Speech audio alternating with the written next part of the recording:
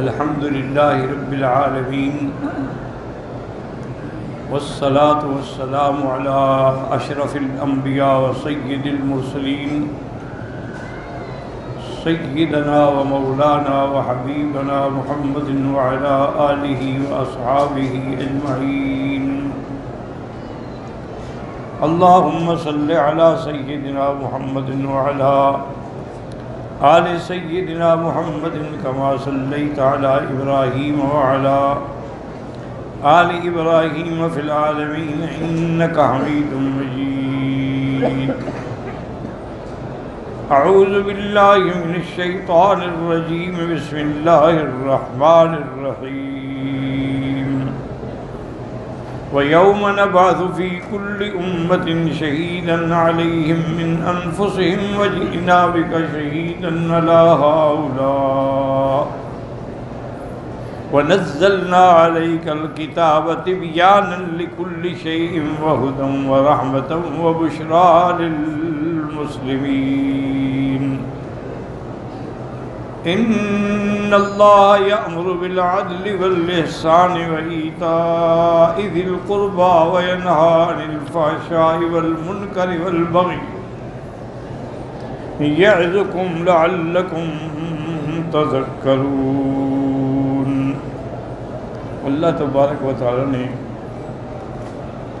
کلام مقدس کے اندر یہ ارشاد فرمایا ہے، اور یہ خطاب ہے خاص حضور صلی اللہ علیہ وسلم کی ذات کو. وَيَوْمَ نَبْعَثُ فِي كُلِّ أُمَّةٍ شَهِيدًا عَلَيْهِمْ مِنْ أَنفُسِهِمْ. اللہ نے فرمایا کہ قیامت والے دن جب ہم ہر امت سے، ہر جماعت سے گواہ کھڑا کریں گے ان پر، ان کے اپنوں میں سے. وَجِئْنَا بِكَ شَهِيدًا عَلَى هَؤُلَاءِ، اور آپ ہوں گے گواہ ان سب پر. وَنَزَّلْنَا عَلَيْكَ الْكِتَابَ تِبْيَانًا لِكُلِّ شَيْءٍ وَهُدًى وَرَحْمَةً وَبُشْرَى لِلْمُسْلِمِينَ. اب اللہ نے فرمایا کہ اس منظر کو آپ یاد رکھیں کہ جب قیامت کا دن ہوگا اور ہر نبی اپنی امت کے بارے میں گواہی دے گا.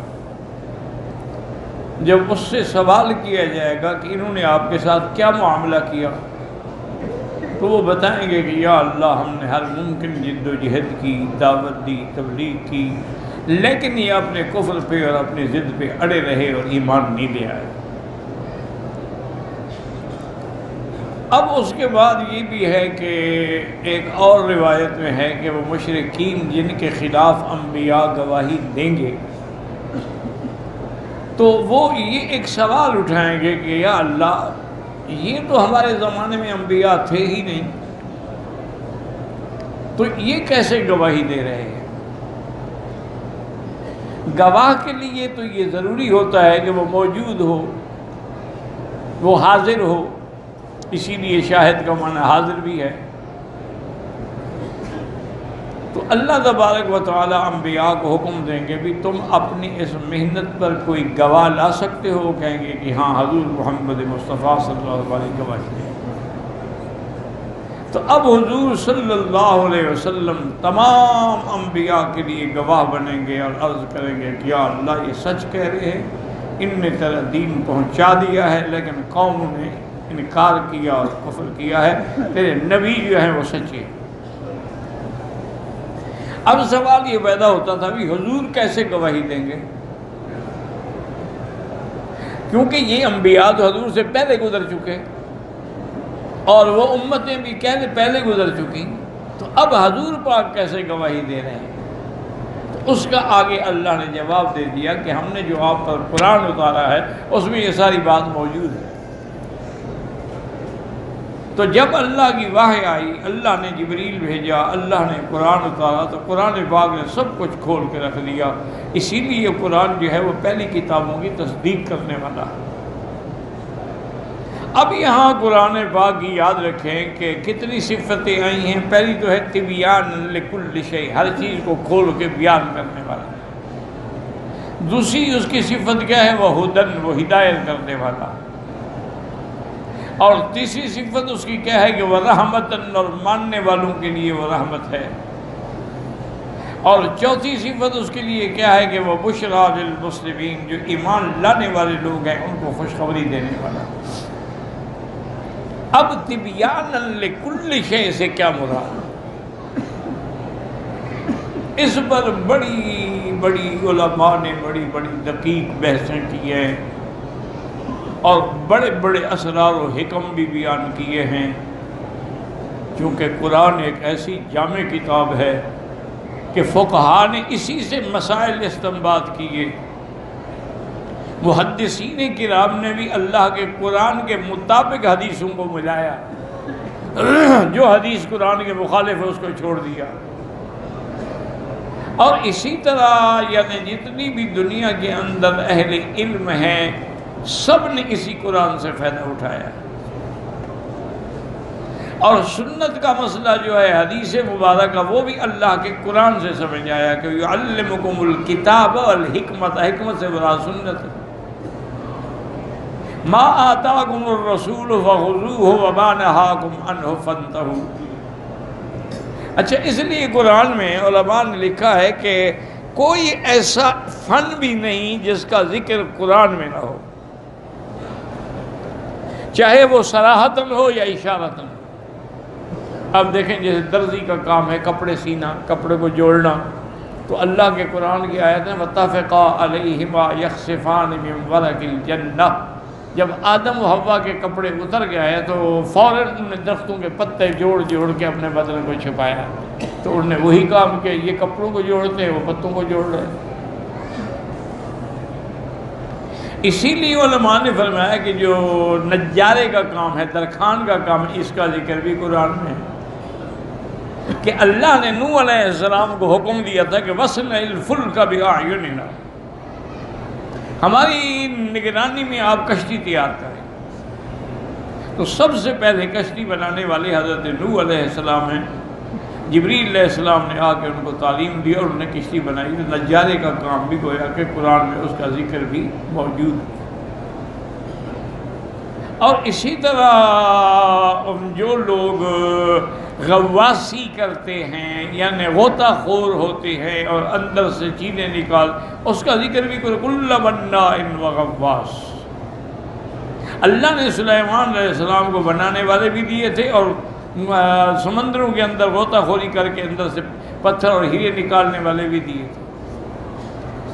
اسی طریقے سے اللہ تبارک و تعالی نے لوہار کا کام جو ہے اس کا ذکر بھی کنایتاً موجود ہے کہ وَأَلَنَّا لَهُ الْحَدِيدَ، کہ اللہ نے حضرت داؤد کے ہاتھ میں لوہے کو نرم کر دیا. اَنِّعْمَ السَّابِغَاتٍ وَقَدِّرْ فِي الصَّبْرِ، تو اس کا ذکر بھی گویا اشارتاً قرآن میں موجود ہے. اسی طرح طب والوں نے بھی قرآن سے لیا ہے کہ اللہ نے فرمایا کلوا واشربوا ولا تسرفوا، کھاؤ پیو لیکن زیادتی نہ کرو، حد سے زیادہ نہ کھاؤ کہ پھر بد ہضمی کا باعث بن جائے. اتنا کھاؤ جو تمہاری. اسی لیے حکم ہے کہ آدمی کو اپنے پیٹ کے 3 حصے کرنے چاہیے، کم از کم ایک حصہ سانس کے لیے اور ایک حصہ جو ہے ہوا کے لیے چھوڑ دے. تو اس کا ذکر بھی اللہ کے قرآن میں موجود ہے. اور اسی طرح اللہ تبارک و تعالی نے شکار کا ذکر بھی قرآن میں موجود ہے. احل لکم صید البحر، تو شکار کا ذکر بھی قرآن میں موجود ہے. اسی طرح سنارے کا کام جو ہے وہ بھی قرآن میں موجود ہے. یلبسون حلیۃ یخرجون منہا حلیۃ تلبسونہا، تو اب کیسے بنائیں گے؟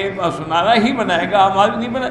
اسی لیے ہے کہ وَاتَّخَذَ مِنْ حُلِيِّهِمْ عِجْلًا جَسَدًا لَهُ خُوَارٌ، کہ اس سامری نے ان کے زیور اکٹھے کر کے ان کو گلایا، سونا بنانے کے بعد سے ایک بچڑا بنا لیا اور اس بچڑے سے آواز بھی آتی تھی. تو سنارے کے کام کے بارے میں یعنی قرآن پاک کے اندر ذکر موجود ہے. اس لیے علماء نے یہ بھی فرمایا ہے کہ جتنا سواریاں ہیں والخیل والبغال والحمیر لترکبوها وزینہ، اس کا ذکر بھی قرآن میں موجود ہے۔ اور جو چیزیں قیامت تک بنیں گی، ہوائی جہاز بنیں گے، ٹرینیں بنیں گی، تو وہ بھی موجود ہے۔ وَيَخْلُقُ مَا لَا تَعْلَمُونَ، ایسی چیزیں پیدا ہوں گی جو تم نہیں جانتے۔ اس لیے اللہ نے فرمایا کہ قرآن مجید جو ہے، اب اگر فصاحت و بلاغت اور اعجاز کی نظر سے دیکھیں تو قرآن پاک نے پوری دنیا کو چیلنج کیا ہے کہ وَإِن كُنتُمْ فِي رَيْبٍ مِّمَّا نَزَّلْنَا عَلَىٰ عَبْدِنَا فَأْتُوا بِسُورَةٍ مِّن مِّثْلِهِ، اگر تمہیں شک ہے کہ یہ قرآن نہیں ہے، حضور نے نعوذ باللہ خود بنایا ہے، تو تم بھی تو عرب ہو، تمہارے پاس بھی فصحاء ہیں، بلغاء ہیں، بڑے بڑے شاعر ہیں، بڑے بڑے ادیب ہیں، تم بھی تو بناؤ نا کوئی ایک صورت مقابلے پر۔ حالانکہ عرب کے شعراء جو تھے نا جی، ان کا بہت بڑا مقام تھا دنیا ادب میں، حتیٰ کہ اپنے شعر کو دیکھ کے نعوذ باللہ نے نبوت کا دعویٰ کر ڈالا متنبی نے، کہ میرے اوپر جو اشعار اترتے ہیں گویا کہ یہ بھی اللہ کی طرف سے وحی آ رہی ہے۔ اتنے بڑے بڑے یعنی عجیب عجیب شعراء گزرے، امراء القیس ہے، متنبی ہے، اسی طرح خنسا ہے جس نے اپنے بھائی کے مراثی لکھے ہیں جس کی دنیا میں کوئی مثال نہیں۔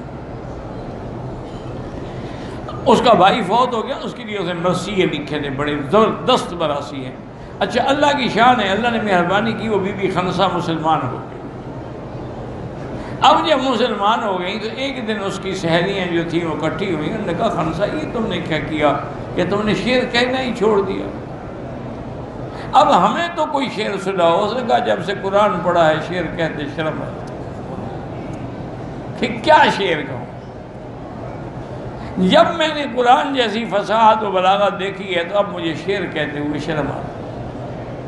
اسی طرح سبع معلقہ، اب بھی ایک کتاب ہے جو ہمارے مدرسوں میں پڑھائی جاتی ہے، اس میں 7 محاضرات ہیں، اور یہ وہ محاضرات ہیں کہ ادیب لوگوں نے لکھ کر کعبے پہ لٹکا دیے تھے کہ لوگ حج میں آتے تھے اور پڑھتے تھے اور اس کا جواب دیتے تھے، مقابلے ہوتے تھے۔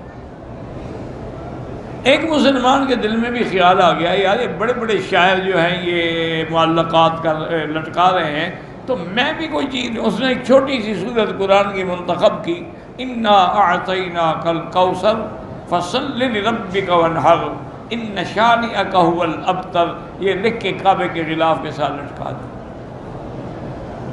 اب جتنے شاعر آتے دیکھتے پڑھتے وہ کہتے بھی کوئی سمجھ نہیں آتا کہ اس کا ہم کیا جواب۔ حالانکہ وہ ایسے شاعر تھے کہ ایک تاریخ میں بڑا عجیب واقعہ ہے کہ ایک شاعر تھا قیس، ایک ہے امراء القیس، وہ الگ ہے۔ یہ جو ہے یہ بیچارہ بادشاہ ناراض ہو گیا۔ بادشاہ ایسے ہوتے ہیں نا کہ کبھی دعاؤں سے ناراض ہو جاتے ہیں، گالیوں سے خوش ہو جاتے ہیں، اسی لیے تو بادشاہ کہتے ہیں ان کو، یعنی بادشاہ ہونا۔ تو وہ ناراض ہو گیا اللہ کا بندہ، اب وہ پریشان کہ میں کیا کروں۔ آخر بہرحال اس نے بڑی کوشش کی لیکن بادشاہ راضی نہ ہوا، اس نے حکم دے دیا کہ اس کو پھانسی دے دی جائے۔ جب اس کو پکڑ کے پھانسی کے لیے لے جا رہے تھے تو قاعدہ ہے نا کہ اس سے پوچھا جاتا ہے بھی تمہاری کوئی وصیت ہو؟ اس نے کہا یار میں کیا وصیت کروں، میری 2 لڑکیاں ہیں فلاں دیہات میں رہتی ہیں اور تو میرا کوئی ہے نہیں، نہ میری کوئی جائیداد ہے، نہ میرا کوئی بینک بیلنس ہے کہ میں وصیت کروں۔ اگر تم لوگوں کا اتفاق سے کبھی ادھر گزر ہو تو میری بیٹیوں کو اتنا کہہ دینا کہ یا ابنتا قیس ان اباکما، اے قیس کی 2 بیٹیاں تحقیق تمہارا باپ۔ اب بظاہر اس میں کیا ہے، بہرحال وہ پھانسی چڑھ گیا بیچارہ، مدت گزر گئی۔ اتفاق سے وہ سپاہی جو تھے نا پھانسی دینے والے، وہ اس گاؤں سے گزرے سفر میں، ان کو خیال آ گیا، انہوں نے کہا یار ہمارے ذمے ایک آدمی کا مرتے وقت کی وصیت ہے، اب ہم اسی گاؤں سے گزر رہے، پتہ کیا انہوں نے پتہ کیا کیس کا، انہیں نہیں بتایا لوگوں کو کہ وہ پھانسی چڑھ گیا ہے کیا ہو گیا۔ انہوں نے کہا اس کی بیٹیاں ہیں؟ انہوں نے کہا ہاں جی اس کی بیٹیاں ہیں، لیکن وہ تو بیچاری بکریاں چرانے کے لیے گئی ہیں۔ تو وہ دونوں جو تھے نا جی وہ بھی وہیں چل پڑے۔ انہوں نے کہا کتنا دور؟ انہوں نے کہا یہ سامنے کھیت ہے، وہاں بکریاں چراتی ہیں۔ وہاں گئے، انہوں نے آپس میں مشورہ کیا، بھی لڑکیاں ہیں بیچاری، ان کو بھی نہیں بتانا کہ تمہارا باپ پھانسی چڑھ گیا ہے، خام خواہ رو رو کے ہلاک ہو جائیں، ہمیں ضرورت ہی کیا ہے اس بات بتانے کی۔ انہوں نے جا کے سلام کیا، انہوں نے کہا کہ ہم فلاں شہر سے آئے ہیں اور ہمیں تمہارے والد ملے تھے قیس۔ انہوں نے کہا کوئی پیغام دیا تھا؟ انہوں نے کہا ہاں پیغام دیا تھا۔ انہوں نے کہا تھا کہ یا ابنتا قیس ان اباکما، اتنی دیر میں ایک لڑکی نے اپنے ساتھ جو خنجر تھا نکالا اور اس کی گردن اڑا دی، دوسرا بھاگ گیا۔ اب ان لڑکیوں کو پکڑا گیا، پھر وہ بادشاہ کے سامنے پیش ہوئے۔ یہ انہوں نے کہا تم نے ہمارے آدمی کو کیوں قتل کر دیا ہے؟ انہوں نے کہا بادشاہ سلامت آپ ناراض نہ ہوں، ہم نے اپنے باپ کا بدلہ لیا۔ انہوں نے کہا کیسے بدلہ لیا؟ انہوں نے کہا ہمارے باپ نے پیغام بھیجا تھا کہ یا ابنتا قیس ان اباکما، اب اس کا دوسرا مصرع آپ شاعروں کو بلائیں کہ وہ بنائیں۔ کوئی شاعر صحیح مصرع نہ بنا سکا، تو بادشاہ نے کہا اچھا اگلا مصرع۔ انہوں نے کہا قد قتل وقاتلہ لناکما، وہ قتل ہو گیا ہے اور قاتل تمہارے سامنے کھڑے ہیں، بدلہ لے لو اپنے باپ کا۔ تو ہم نے تو اپنے باپ کا بدلہ لیا۔ بادشاہ بڑے خوش ہوئے، انہوں نے لڑکیوں کو انعام و اکرام سے بھی نوازا، ان کا تم نے ٹھیک کیا، یہ تو نہیں بتایا کہ قتل تو میں نے کیا تھا، اب یہ کیسے بتایا کہ آرڈر تو میرا تھا نا۔ تو اس لیے یعنی عرب کے اندر ایسے ایسے بلیغ شاعر گزرے ہیں جن کو اپنی قوت شعر پہ ناز تھی۔ اب جب شعراء حج کے موقع پہ آئے، دیکھتے ہیں پڑھتے ہیں کہ یار یہ کیا لکھا ہوا ہے، انا اعطیناک الکوثر فصلی لربک وانحر ان شانئک هو الابتر۔ اب کیا ہم اس کے جواب میں کیا لکھیں؟ آخر ان کا جو اس وقت کے زمانے میں استاد تھا نا ربیعہ، اس کو بلا کے لے آئے۔ انہوں نے کہا استاد جی آج تو ایک اور کلام لٹکا ہوا ہے جس کا ہمارے پاس کوئی جواب نہیں ہے۔